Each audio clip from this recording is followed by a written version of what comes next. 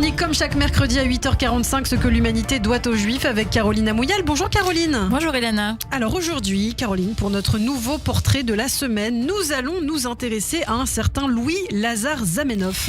Oui Elana, connaissez-vous l'espéranto ? Eh bien vous allez nous le dire. Non. Eh bien, c'est ce langage universel créé en 1887 par Louis-Lazare Zamenhof. Issu d'une famille juive d'Europe de l'Est, Louis-Lazare est l'aîné d'une fratrie de 11 enfants. Rosalia, sa mère, éduque ses enfants dans l'amour de Dieu et de son prochain, tandis que son père Marcus, instituteur d'allemand et de français, rejette complètement la pratique du judaïsme.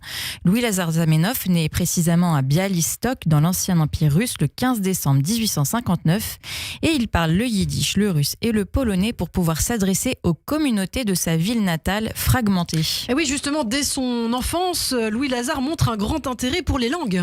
Et oui, un intérêt qui provient en fait de l'hostilité que suscite l'emploi de toutes ces langues. Lorsqu'il se rend sur la place du marché de Bialystok, il constate que les différentes communautés de la ville se comprennent difficilement et que cela crée des mésententes.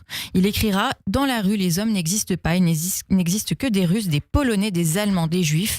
Je me répétais que lorsque je serai grand, je devrais supprimer ce malheur. » Et c'est ce qu'il souhaite réaliser effectivement en créant cette fameuse langue universelle qui serait comprise de tous. C'est un peu comme revenir au temps d'avant la création de la tour de Babel. Louis-Lazare n'a alors que 19 ans lorsqu'il présente un premier projet baptisé Lingue Universella à ses camarades de lycée, une nouvelle langue universelle qui ne reprend aucune langue existante. Bien que Zamenhof aime le russe, il ne souhaite pas que celui-ci soit l'apanage d'un pays dominant ou d'une quelconque nation.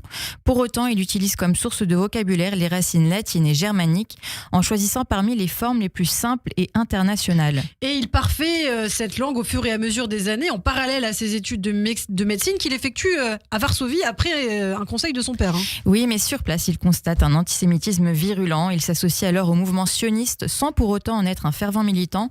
Il est par la suite contraint de quitter ses études de médecine car ses parents n'ont pas suffisamment d'économies pour les financer.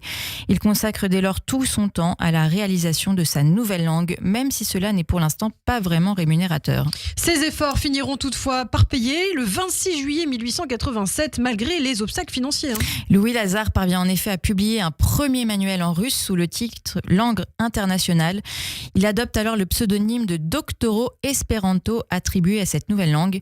Il écrit en prose et en vers et réalise de nombreuses traductions afin que cette langue soit éprouvée, rodée, qu'elle n'ait rien à envier aux autres sur le plan de l'expression, de la précision et de l'esthétique.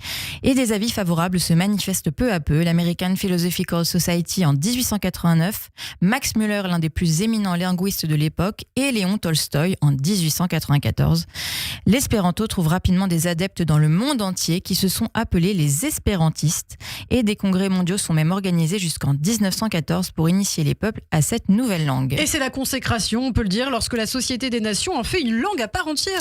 Oui, en effet, en septembre 1922, la Société des Nations, qui regroupe alors 13 pays tels que la Chine, l'Inde ou le Japon, recommande l'utilisation de l'espéranto comme langue de travail additionnelle de l'institution, mais cette recommandation se heurte au veto de la France, dominée alors par une majorité conservatrice qui pense maintenir ainsi le statut du français comme première langue diplomatique.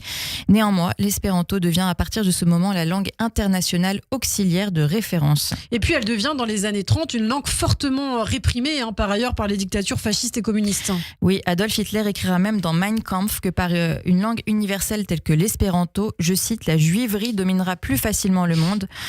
Et donc sur ordre du Reich, la famille Zamenhof est traquée par la Gestapo. 3 enfants de Louis-Lazare seront exterminés. Une tragédie pour celui qui considérait l'humanité comme une grande famille. Et pour autant, la mémoire de l'espéranto est toujours vive. De nombreux projets à travers le monde le portent, le nom de Zamenhof ou de l'espéranto. Des rues, des bateaux, des bus, des monuments, voire des astéroïdes. Ah oui. Certains lui vouent même un culte parmi les adeptes de l'Omoto, mouvement religieux fondé au Japon. Il est même considéré comme un dieu. Incroyable. Merci beaucoup de nous faire découvrir cet homme, Louis-Lazare Zamenhof, le créateur donc de cette langue universelle, l'espéranto. On ira voir comment dire bonjour en espéranto, Caroline. Je me renseigne pour vous. Merci beaucoup, Caroline Amouyal. On vous retrouve bien sûr chaque semaine sur Radio J. Une chronique aussi à retrouver en podcast sur notre chaîne YouTube Radio J.